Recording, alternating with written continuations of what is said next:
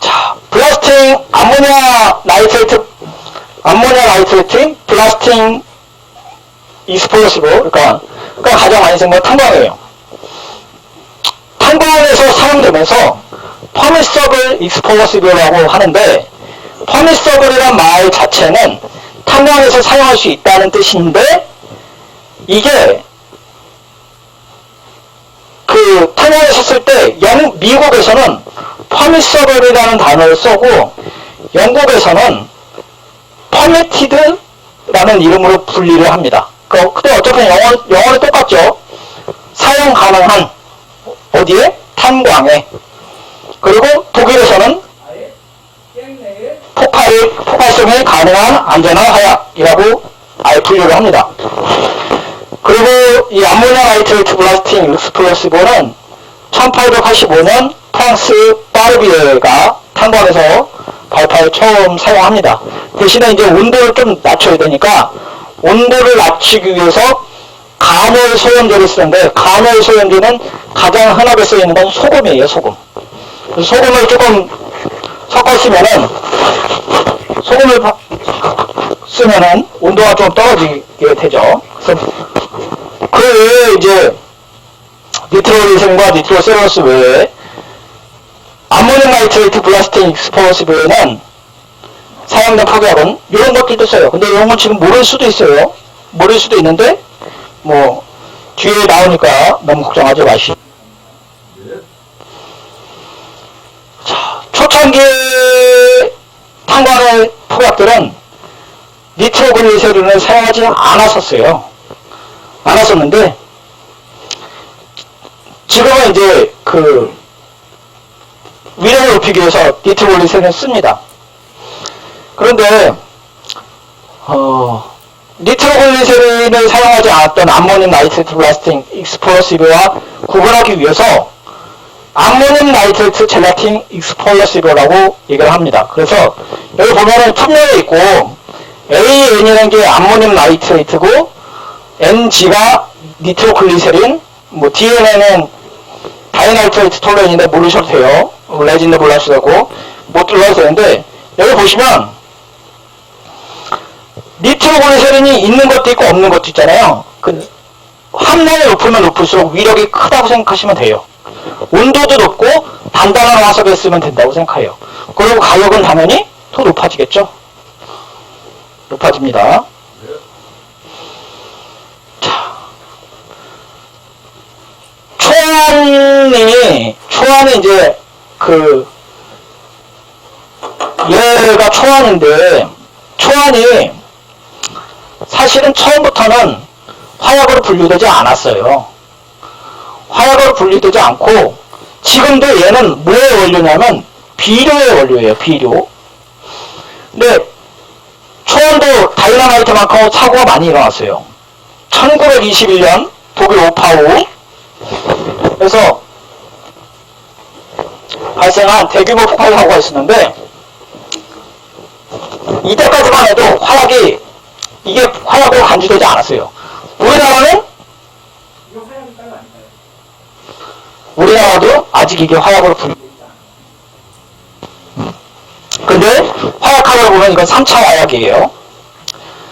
자, 그런데 독일의 한 오파우의 한 공장에서 보면은 비료용 초안이, 그러니까 비료용으로 쓰인다 그랬죠. 지금도 비료용을 쓰고 사용이 곤란해져요. 그러니까 이게 원래 알갱이 같이 되어 있는데 얘가 비 오고 눈 오고 습기 먹으니까 어떻게 돼요? 단단해지겠죠. 그 시멘트 같이. 얘를 우리가 그 케이킹이라고 얘기해요. 케이크 같이 변한다고 해서. 근데 야지에 이렇게 암모늄 나이트를 이렇게 쌓아놨어요. 비료용이니까 어떻게 하겠어요? 버려야 되는데 딱딱해졌어. 어떻게 하겠어요? 없애려고 여기다 폭약을 장전해서 터뜨렸어요. 그거 어떻게 됐어요? 주위에 4,500톤을 한 번에 터뜨렸어. 그래서 1921년에 사망자라는 행방불명자가 669명이 죽었어요. 한 번에. 사고죠. 부상자가 1920명. 이 이후에 얘가 화약으로 되면서 연구가 됐어요. 그런데 화약에 대한 메커니즘은 좀 다르게 되는 것 같아요. 좀 잘 안 되나 보네요. 자, 어쨌든 그래서 화약이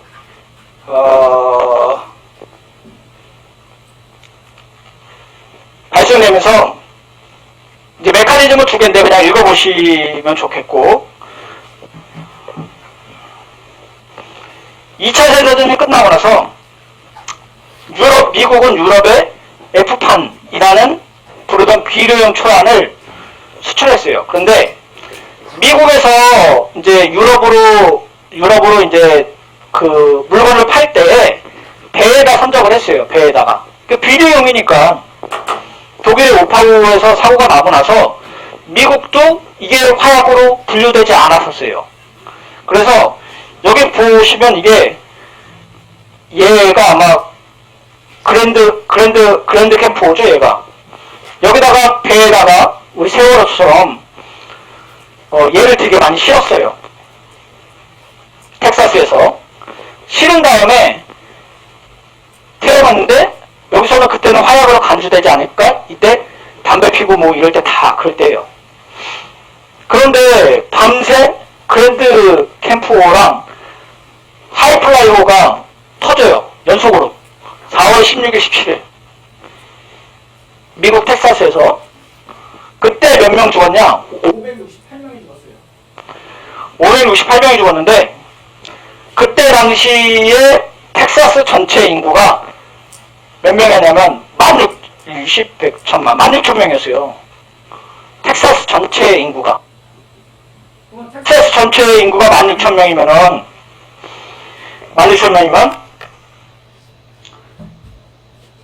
따지고 보면은, 텍사스 인구의 몇 명이 돼요? 25%가 죽은 거예요. 그러니까 얼마나 많이 죽은 거예요. 그렇죠.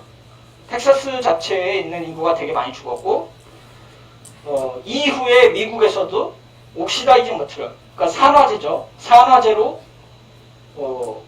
폭약에 속하게끔 분류를 합니다.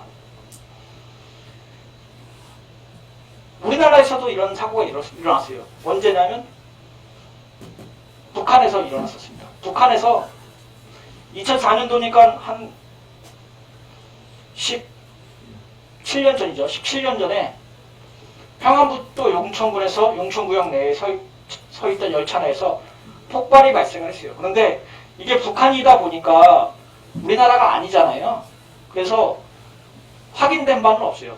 왜냐하면 북한이 워낙 폐쇄적인 나라이기도 하고 이 사고가 일어나서 여러 가지 원인을 분석을 하는데 썰전, 우리가 썰이라고 하죠. 뭐라 그러냐면 김정일을 목표로 한 테러다. 뭐 이런 것도 있었고, 시리아로 수출을 하던 스커드 미사일이 그러니까 노동1호가 폭발한 사고다 라고 했었는데, 나중에 알려진 사실에 근거하면은 열차에는 초안이 있었다 라고 하고 그게 터진 거라고 얘기를 하고 있어요. 그런데 초안을 비료로 사용되건 또는 폭발물로 사용되건간을 제외하면 어쨌든 터진 거는 초안이고 이게 폭약인 거는 확실하다. 아주 최근에 폭발된 거는 뭐예요? 아주 최근에. 작년에. 레바논에서 했죠. 그쵸? 그것도 3차 폭약이죠. 그거 어떻게 돼서 폭발했어요? 그쵸? 창고에다 했죠. 우리는 비료용으로 해놨는데 한 방에 날아갔죠. 자, 그래서 3차 폭약으로 되어 있는데 우선 폭약 자체는 안폭 폭약도 마찬가지고 그리고 초안 자체도 폭약인데 얘네는 한 방에 터뜨리긴 되게 어려워요. 되게. 그러니까 어떤 강력한 에너지가 주어지지 않으면 터지기 굉장히 어려운데 그게 왜 터졌는지는 잘 모르겠어요. 뭐 때문에 그러는지. 어쨌든 다이너마이트는 1867년 노벨에 의해서 발명되고 나서 한 100년 동안 꾸준히 산업 분야에서 제왕이었어요. 왕이었어. 제일 많이 풀린 게 이거였어요. 그래서 다이너마이트가 지금도 한화에서 다이너마이트를 생산을 해요. 그런데 상표명을 다이너마이트라고 못 써요.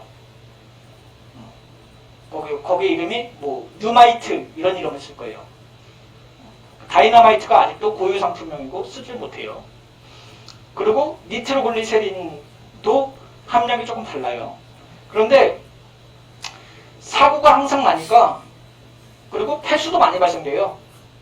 그리고 이런 문제 때문에 새롭게 발생된 게 초유 폭약이죠. 그러니까 우리가 말하는 아모늄 나이트레이트 96%에 휘발유 또는 등유를 6% 낸 게 얘입니다. 그런데 얘 초유 폭약은 언제 만들어졌냐고 생각을 하면 1955년 미국의 아크레와 리라고 하는데 딱 봐도 한국 사람 같죠? 아닌가요? 이렇게 HB 리. 논문 찾아봤는데 못 찾겠어. 그래서 나는 우와 이렇게 화약에 한국 사람이 있는지 라고 찾아봤는데 못 찾아봤어요. 그래서 확인된 바는 없다. 중국 사람인지 한국 사람인지는 잘 모르겠어요. 어쨌든 아크레와 리가 발명해서 비료 초안에 목탄을 섞어갖고 기름 등을 섞어서 만든 게 아크레마이트라고 이름을 붙였어요. 이름 자체를. 그래서 아크레마이트고, 참고로 제 구글 아이디가 이거예요. 아크레마이트. 고 이름을 붙였는데 이걸 초유 폭약의 원조라고 얘기하는데 사실은 이게 원조겠어요? 제 생각은 아니죠. 뒤에도 나오겠지만 1953년도에 다이너마이트 20파운드 부스터를 사용하고 터뜨렸다죠. 그러니까 초유 폭약이랑 초안 자체는 터지면 위력이 좋지만 터뜨리기 어렵다 했죠. 그러면 그 앞에 초유 폭약을 터뜨리기 위한 다른 물질이 있어야 된다 그랬잖아요. 걔네를 부스터라고 그랬죠. 그 부스터로 다이너마이트 20파운드를 사용했던 얘기예요.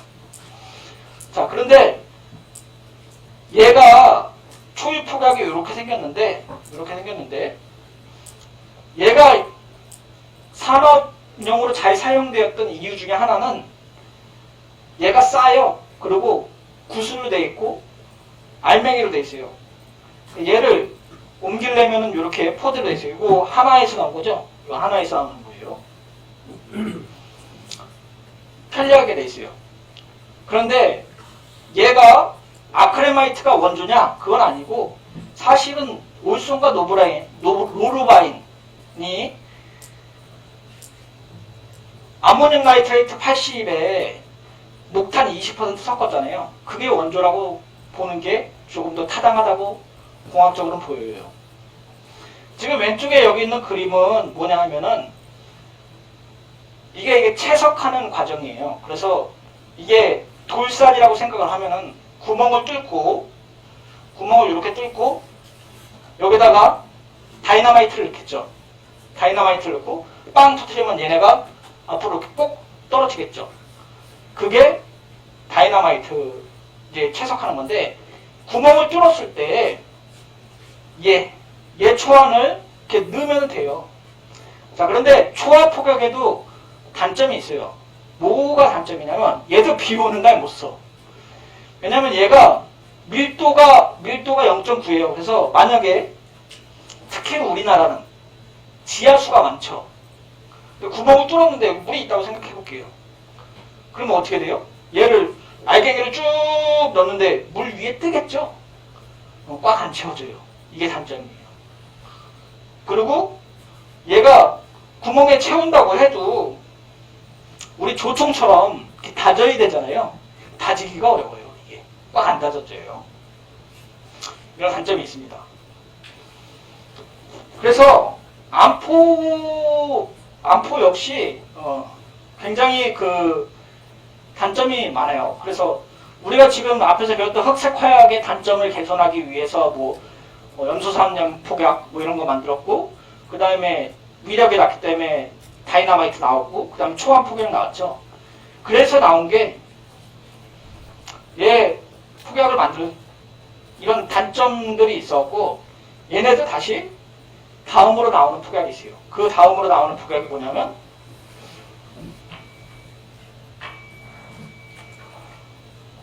잠시만요. 뒤에 나오나? 슬러리 폭약이에요. 자, 자, 그래서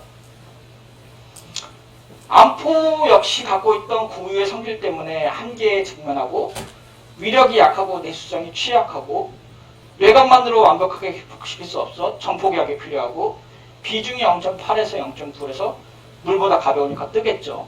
장전 비중 아까 구멍에 뚫어갖고 밀도를 높이게 해야 되는데 발파용으로는 부적당합니다. 그래서 나오는 게 이제 슬러리인데 이제 슬러리 폭약이 뭐냐면 우리가 조금 이제 슬러리랑 젤이랑 조금 구분을 해야 돼요. 우리가 이제 잘 생각해보세요. 물에다가 물엿을 넣었다고 해볼게요. 물엿을 많이 넣어요. 그럼 어떻게 되겠어요? 끈적끈적하게 되겠죠. 그렇죠? 근데 반대로 치즈나 아니면은 기름에다가 물을 조금 넣어요. 그러면 얘도 끈적끈적하겠죠. 근데 끝나고 나면은 기름에다가 물을 넣으면 약간 뭐라 해야 돼? 소고기 먹고 나서 기름 응고지면 이렇게 푸딩처럼 되잖아요. 그거랑 시멘트처럼 돼 있는 거랑 두 개가 똑같죠. 근데 둘 다 사실은 물을 먹은 거죠. 그래서 이 앞에 있는 암포 폭약의 단점을 해결하기 위해서 만든 게 슬러리 폭약이에요. 그래서 지금 보면 1956년 아까 암포 폭약이 아까 1955년에 됐다고 했죠. 1956년에 유타의 대학의 쿡 교수랑 캐나다의 파르남 교수가 암포 폭약의 내수성을 보완하고 밀도가 높일 수 있는 슬러리 폭약을 발견해요. 여기서 말하는 슬러리는 물에다가 물엿을 많이 넣어갖고 만든 게 슬러리 폭약이에요. 물엿을 넣었다는 건 아니죠. 물엿처럼 점도를 높이기 위해서 넣었던 거죠. 자, 그래서 초 안에다가 물을 흡수해서 용해되는 것을 녹는 것을 방지하고 수공 바닥까지 폭약이 쉽게 들어가도록 비중을 높이는 방법으로 암포 폭약의 물과 가교제. 이 가교제가 뭐냐면 우리가 말하는 아까 얘기하는 조청, 아까 물엿이라고 생각하면 돼요. 그래서 슬러리 상태를 만들어요. 이 슬러리 상태가 우리가 말하는 시멘트. 그래서 물에다가 물엿을 많이 넣고 끈적끈적한 상태가 슬러리 상태고 예감제를 넣어요. 이 예감제는 뭐냐면 암포 폭약의 단점 중에 하나가 감도가 낮다는 거죠. 감도가 낮고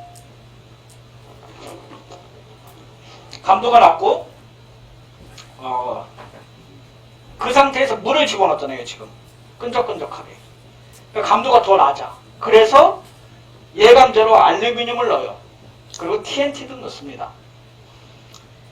그래서 쿡이 이를 쿡 교수죠. 쿡 교수가 상품화하기 위해서 아이레코사를 만들어요. 그러니까 회사를 차린 거예요. 교수가 암포 폭약을 보고 단점이 이거니까 이거를 단점을 해결하는 실험을 하고 그거를 만들어서 회사를 차려요. 그래서 만든 게 이 회사인데 이 회사 되게 유명한 회사예요. 그래서 캐나다와 중국 북서부에서 메사비아와 마르케트 지역에서 철광석 발파에 되게 많이 사용됐어요.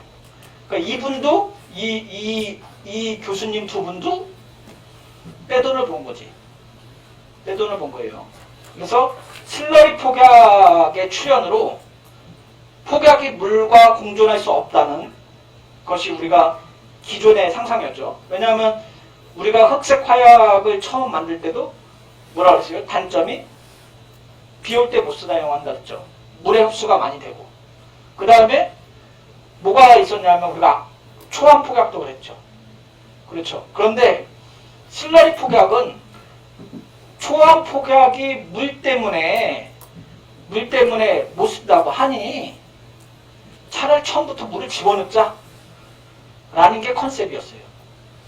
그래서 물과 화약이 공존할 수 있다는 걸 보여줌으로써 전통적인 관념을 깨뜨린 게 획기적인 발명이에요. 그러니까 우리가 화약 역사상 한 획을 긋는다 그러면은 다이너마이트의 출현이 있고 초흑색 화약의 출현이 있다고 하면 근대기에서는 슬러리 폭약의 출현이 한 획을 긋는 거라고 얘기를 할 수 있습니다. 여기 보면은 근데 슬러리 폭약의 단점으로는 뭐냐면 당연히 슬러리 폭약도 단점이 있겠죠. 왜냐면은 초암 폭약에 물을 넣었다며요. 물의 단점이 뭐예요? 겨울에 얼어요. 겨울에 얼어요. 겨울에 얼고 그 다음에 겨울에 얼지 않더라도 온도가 떨어지면은 안 터져. 안 터져요. 근데 이게 굉장히 안타까운 현실이에요. 왜냐면 자 보세요. 폭약을 이렇게 넣었어요. 하나, 둘, 셋, 넷, 다섯, 여섯 개를 넣었는데 겨울철에 빵 터졌는데 하나만 터지고 나머지는 안 터졌어. 그럼 얘가 어떻게 돼요? 흩어져 있겠죠. 그렇죠. 그 뭐예요? 우리가 말하는 불발탄이 그냥 나와 있는 거랑 똑같은 거예요. 불발탄이 탄에 뿌려져 있는 거. 그러니까 되게 위험해졌어요. 그리고 폭속이 저하되니까 굉장히 여기 다 안 터지고 쪼가리만 터지고 이런 일이 생기게 돼요. 그래서 뭘 했냐면 온도를 높이고 완전히 발파하기 위해서 예감대를 좀 많이 넣죠. 반대로 슬러리 폭약 말고 에멀전 폭약이 있어요. 에멀전 폭약은 뭐냐면 슬러리 폭약은 요게 슬러리예요. 요게 시멘트 같이 물에다가 물엿을 넣고 끈적한 상태가 슬러리라고 하면은 반대로 요거 우리 화장품 얘가 에멀전이에요. 그래서 에멀전 폭약을 만드는데 1961년 미국의 이제 커머션 솔벤트사의 어글리가 최초로 위에서 아까 O/W는 물에다가 기름을 넣은 거예요. 물에다가 기름을 넣고 끈적하게 만들었다고 하면 반대로 OW형은 뭐냐면 오일에다가 물을 넣은 거예요. 그러니까 아까 푸딩처럼 이렇게 되는 거죠. 이렇게 만든 폭약을 만듭니다. 그리고 1963년에 미국의 아틀란트사에서 게릭이 슬러리 폭약을 포함하지 않는 에멀전을 개발을 하게 됩니다. 그런데 화약 측면에서 에멀전 폭약의 기술을 완성한 사람은 미국 아틀란트사 화학공업의 불럼이라는 사람이었어요. 못하네요. 불럼이 아니고 불럼인데. 불럼에 의해서 에멀전 폭약의 기술 처음이 특허가 공개가 됩니다. 이제 에멀전 폭약은 발전을 거듭해서 이제 비중 조절, 그 다음에 유화제, 유화기 등의 유화 기술을 발견해서 에멀전 폭약, 내추성 에멀전 폭약, 에멀전 암포 폭약 등 수많은 특허가 나옵니다. 미국에 이제 아틀란트사의 파우더의 소구경 내관 기폭성 에멀전 폭약의 지포장, 이 지포장이 뭐냐면 종이 포장을 얘기를 해요. 에멀전 폭약의 상선 생산이 아닌데 이거 상업성 생산인데 오타입니다. 그리고 에멀전 폭약은 전 세계에 걸쳐서 다이너마이트, 슬러리 폭약의 수요를 대부분에 대체해가고 있어요. 여기까지 질문. 너무 빨리 나갔나?